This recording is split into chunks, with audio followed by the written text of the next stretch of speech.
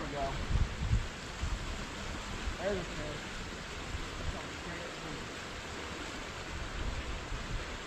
That's fish number 5. Going over here.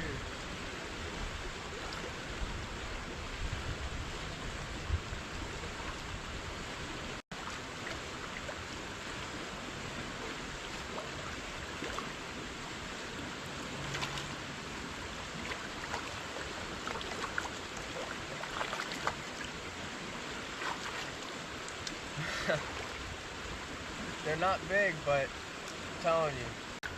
Here we go. Are almost done with the morning. We have 5 fish now on the stringer. And let's see if we can catch us another one.